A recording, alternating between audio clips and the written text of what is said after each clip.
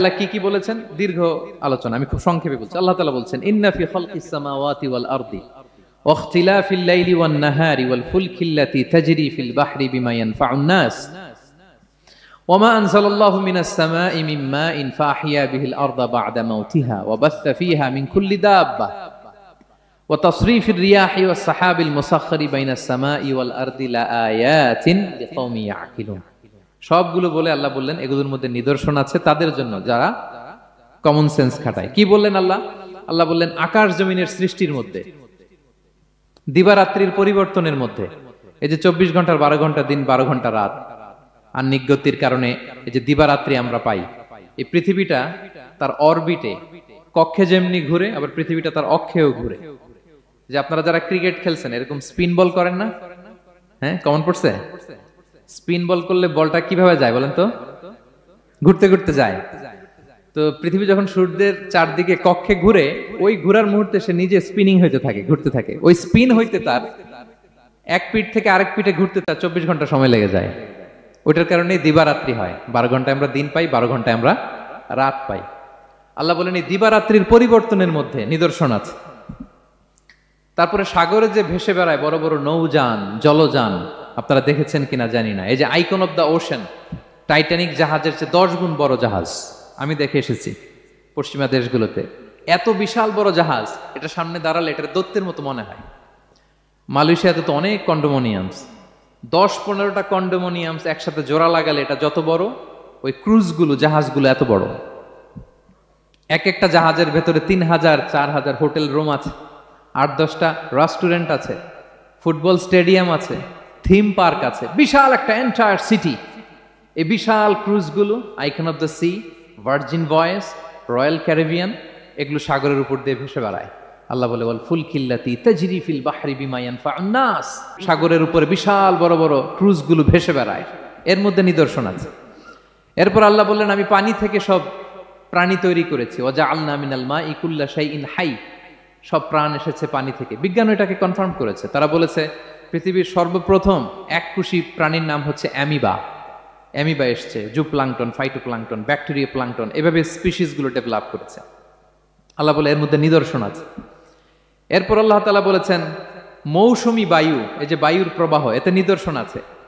আর আকাশ জমিনের মাঝখানে যে মেঘমালাগুলো ভেসে বেড়ায়, এই সবগুলোর ভেতরে নিদর্শন আছে। কাদের জন্য? আল্লাহ বলেন লাআয়াতিন লিকাওমি ইয়াকিলুন, তাদের জন্য যারা আকল খাটায়, যারা কমন সেন্স খাটায়। সুবহানাল্লাহ পড়বেন না? এজন্য বিমানে যদি আপনারা উইন্ডো সিট পান, কি করবেন আজকে থেকে বলেন? উইন্ডো সিটের পাশে বসে বসে রিল দেওয়ার জন্য ভিডিও মেক করব। কি করবেন? হ্যাঁ, আল্লাহর নিদর্শন দেখব, কত ক্ষুদ্র আমি, কত নগণ্য আমি, কত তুচ্ছ আমি, এটা বুঝবার চেষ্টা করব। তাহলে 4টা পয়েন্টের 2টা চলে গেল, একটা হচ্ছে নাযার আর একটা হচ্ছে আল্লাহ আকল। 3 নাম্বার কি ছিল? একজন বলতে হবে। আত-তাফাক্কুর। আত-তাফাক্কুর মানে ক্রিটিক্যাল থিংকিং।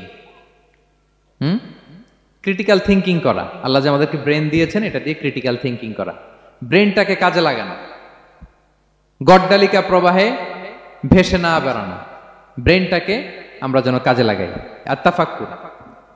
ইব্রাহিম আলাইহিস সালাম এই আত-তাফাক্কুর বা ক্রিটিক্যাল থিংকিং এর ক্ষেত্রে আমাদের জন্য অনুপম আদর্শ ছিল। কোন নবীর নাম বললাম? সবাই বলেন তো নবীর নাম কি? উনি যেই সময়টাতে পৃথিবীতে এসেছিলেন তখন কেউ করত তারার পূজা, কেউ করত চাঁদের পূজা, কেউ করত সূর্যের পূজা। আমরা হইলে কি করতাম? কোন এক দলে ঢুকে যেতাম। কি বলেন? এক দল করে তারার পূজা, আরেক দল সূর্যের, আরেক দল চাঁদের। আমরা হইলে কি করতাম? এক দলে ঢুকে যেতাম। উনি ঢুকেন নাই। উনি এই তারকা পূজারী, সূর্য পূজারীদের চিন্তার দেয়ালে আঘাত করেছেন। সুবহানাল্লাহ। ফালাম্মা জান্না আলাইহিল লাইলু রাআ কাওকাবা। উনি কিভাবে সত্যের সন্ধান পেলেন দেখেন। উনি রাত্রিবেলা যখন দেখেন যে লোকজন তারার পূজা করে, উনি ভাবলেন হাযা রব্বি, তারাই কি আমার রব? পরে দেখে না, দিনের বেলায় তারারে আর খুঁজে পাওয়া যায় না।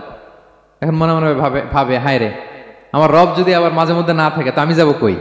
এক সময় উনি আসে, আরেক সময় নাই। এরকম খোদা দিয়ে আমাদের কোনো লাভ আছে? যিনি সবসময় আমার টেক কেয়ার করবে, আমরা তো ওই খোদার ইবাদত করি, ঠিক কি না? উনি বললেন না না, এই তারা আমার রব হতে পারে না।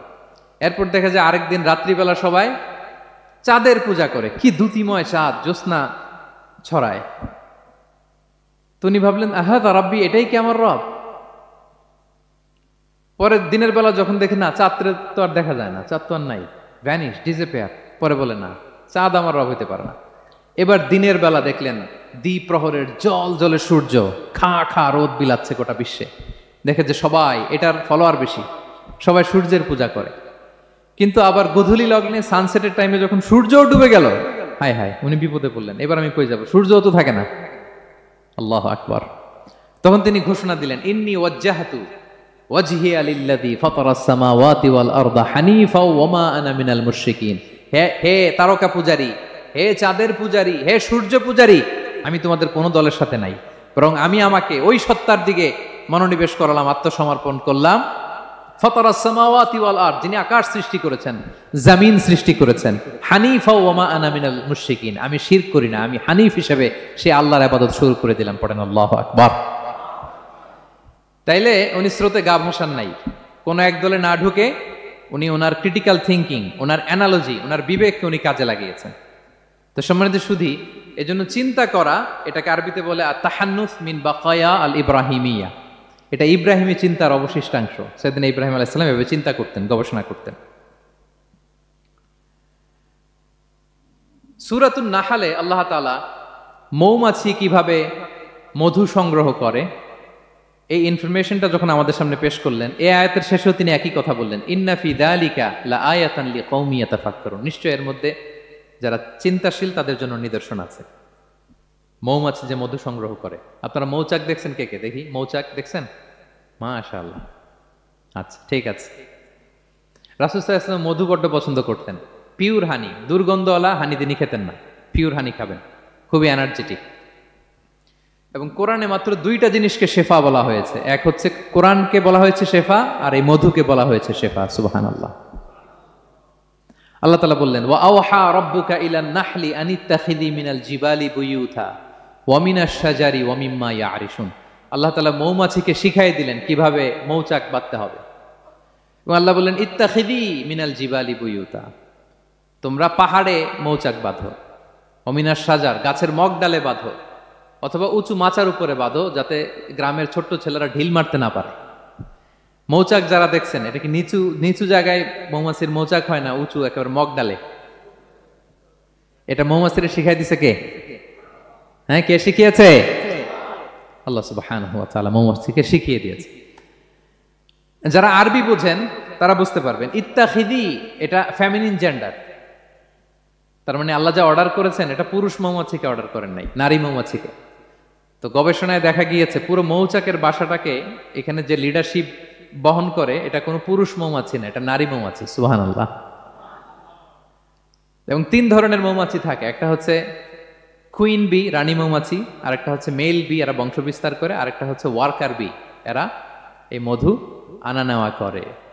তা আল্লাহ এদেরকে বললেন, কুলি মিন কুল্লি সামারাত, এই মৌমাছি তোমরা আশেপাশের সব সুন্দর সুন্দর ফুল থেকে, ফল থেকে, ফ্লাওয়ার নেকটার্স, পুষ্প রস সংগ্রহ করে নিয়ে আসো। মধু এত স্বাস্থ্যকর, হেলদি ডায়েট কেন? কারণ আশেপাশের গাছের মধ্যে এখানে আপনার ভেষজ গাছ আছে, ঔষধি গাছ আছে, বনাজি গাছ আছে, ঠিক না? তো মৌমাছিগুলো সেখান থেকে ফ্লাওয়ার নেকটার্স, পুষ্প রস সংগ্রহ করে আবার চলে আসে। এবং আল্লাহ বললেন, ফাসলুকি সুবুলা রব্বিকি যুলুলা, পথ ভুলে যাও না, যেই পথে গেছো ওই পথে ফিরে আসো। একটা মৌমাছি মৌচাক থেকে প্রায় 10 কিলোমিটার দূরেও অনেক সময় চলে যায়, আবার 10 কিলোমিটার পথ চিনে আবার মৌচাকে এটার ফিরে আনে কে? এই পুরো মেকানিজমটা নিয়ে গবেষণা করে অস্ট্রিয়ান একজন সায়েন্টিস্ট, তার নাম হচ্ছে কার্ল ব্রনফেশ, সে একটা বই লিখেছে, দ্য ডান্সিং বিজ, এবং এই বই লিখে সে নোবেল লরেট হয়েছে, নোবেল প্রাইজ পেয়েছে। আমরা তো মধু পাইয়া হাতের তালুর মধ্যে নিয়ে জিহ্বা দিয়ে চাটি, আমাদের তো আর ব্রেন খাটানোর ওই সময় নাই। ওই কার্ল ভন ফ্রেশ, সে এই মৌমাছি নিয়ে গবেষণা করে নোবেল প্রাইজ পেয়েছে। আর আমরা মাথা খাটাইতে পারলাম না। তো সে গবেষণা করে পেয়েছে, মানে কোরআনের আয়াত যা যা বলেছে সে তাই পেয়েছে। মৌমাছি ওখান থেকে ফুলের পুষ্পরস, ফ্লাওয়ার নেকটার্স এনেই কিন্তু মৌচাকে রাখে না, ওইটারে সে খেয়ে ফেলে। এবং সে গবেষণা করে পেয়েছে এক একটা মৌমাছির 2টা স্টোমাক, 2টা পাকস্থলী। একটা পাকস্থলীতে সে নিজের খাবার দাবার খায়, আরেকটা পাকস্থলীতে এই পুষ্পরস, ফ্লাওয়ার নেকটার্স গুলা সে রাখে। সেখানে আল্লাহ তাআলা একটা স্পেশাল এনজাইম দিয়ে ওইটাকে প্রিজার্ভ করে, প্রত্যেকটা মৌমাছির নিচে একটা টিউব আছে, সেই টিউব দিয়ে নল দিয়ে মৌচাকে যে ওই মধুগুলো রেখে আসে। পড়েন সুবহানাল্লাহ। এবং এই মধুর ভেতরে আল্লাহ তাআলা ন্যাচারাল অ্যান্টিসেপটিক রেখেছেন, এটার নাম প্রপোলিস। দ্বিতীয় বিশ্বযুদ্ধে রাশিয়ান সোলজাররা তারা আহত হলে তারা অ্যান্টিসেপটিক কিনে লাগাতো না, তারা মধু লাগায় দিত, আর আহত সোলজার তারা মুহূর্তে সুস্থ হয়ে যেত।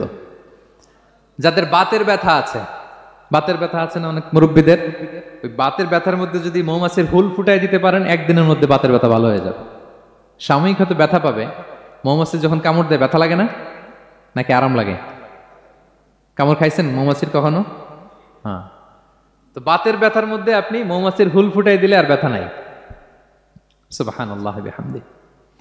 মুখতালিফুন আলওয়ানু, বিভিন্ন ধরনের ক্রিম হানি, হোয়াইট হানি, ইয়েলো হানি, ব্ল্যাক হানি, নানা ধরনের হানি আল্লাহ তাআলা এইভাবে প্রিজার্ভ করেছেন মৌমাছির মধ্য দিয়ে। আল্লাহ বলেন এই যে এতগুলো মৌমাছি পুষ্প রস এনে মৌচাকের মধ্যে রসগুলো রাখে, মধু তৈরি হয়। আল্লাহ বলেন ইন্না ফি যালিকা লাআয়াতান লিকওমি ইয়াতাফাক্কারুন, নিশ্চয় এর মধ্যে আল্লাহ তাআলা চিন্তাশীলদের জন্য নিদর্শন রেখেছেন।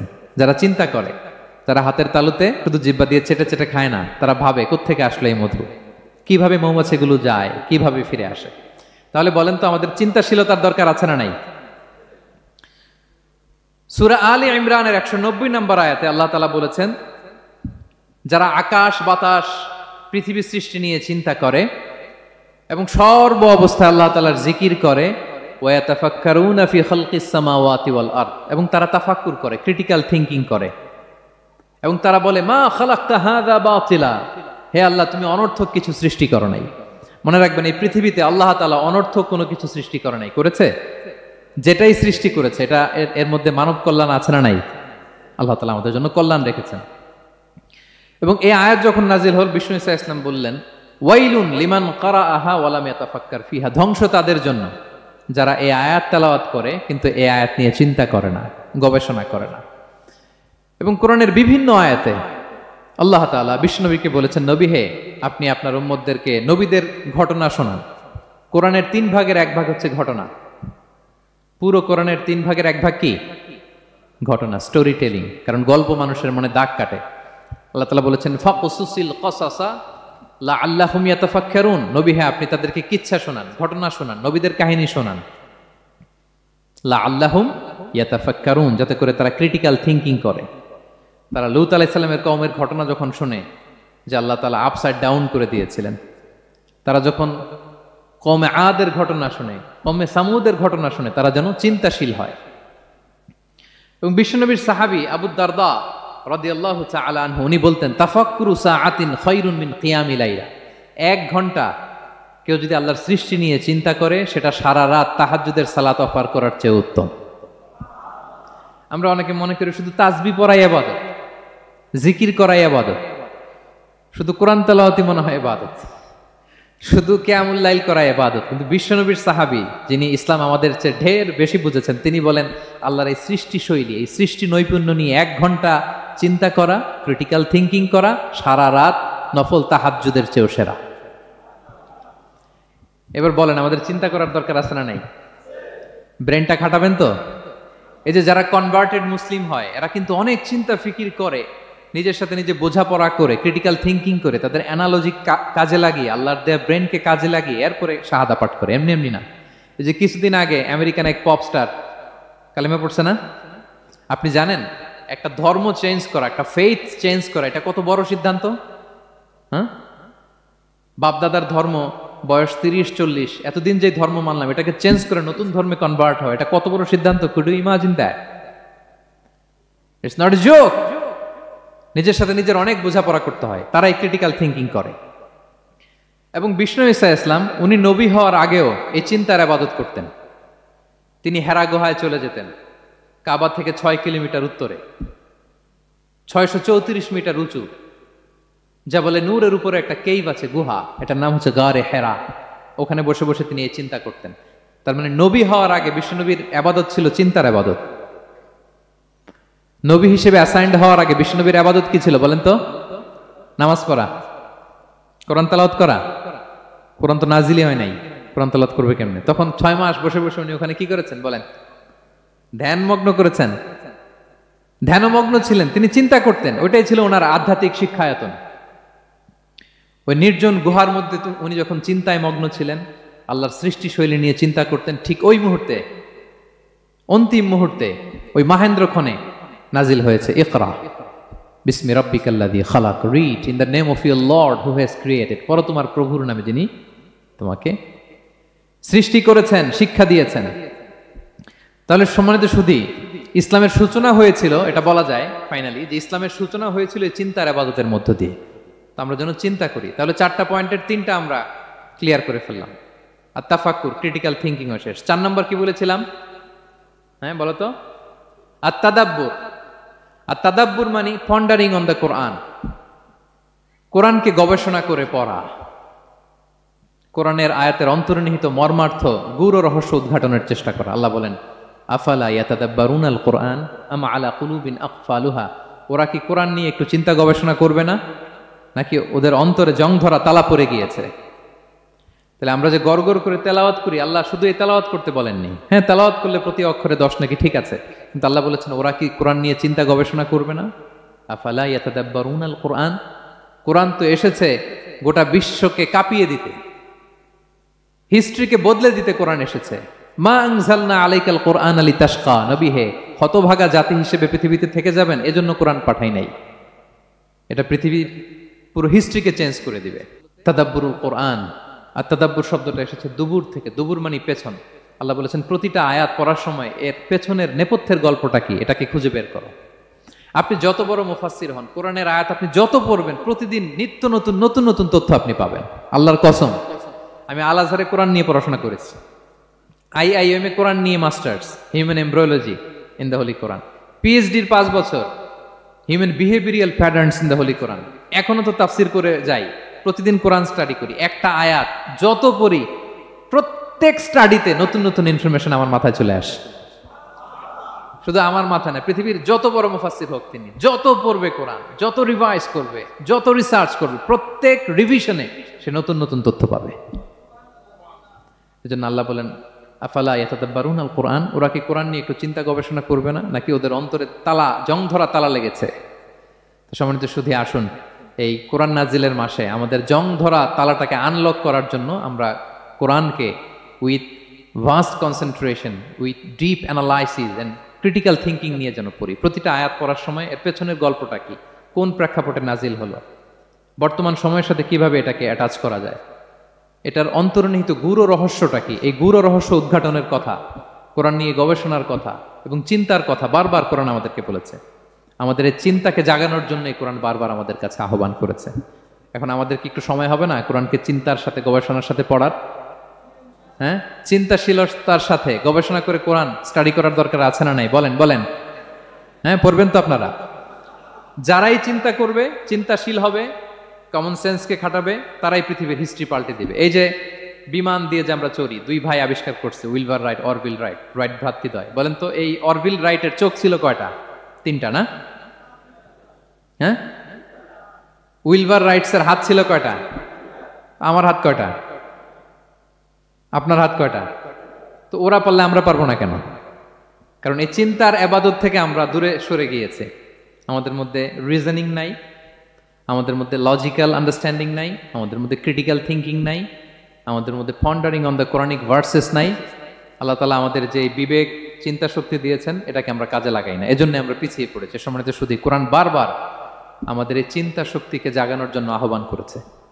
কোরআনের আয়াতের পরতে পরতে কোরআন আমাদেরকে বলেছে আমরা যেন চিন্তাশীল হই।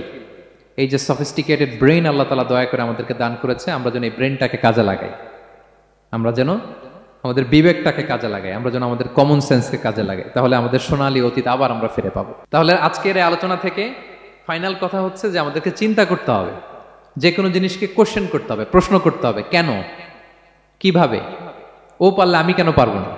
কোরআনের আয়াত পড়ার সময় বারবার চিন্তা করবেন, সব দায় দায়িত্ব আমাদের উপর ঠেলে দিয়েন না। কোরআন নিয়ে শুধু আমরাই গবেষণা করবো আর ওয়াজ শোনাবো, এটা not only my sole responsibility, আপনাদেরও দায়িত্ব আছে, প্রত্যেকের দায়িত্ব। যত কোরআন পড়বেন আপনার অন্তরের তালা খুলে দিবে কে?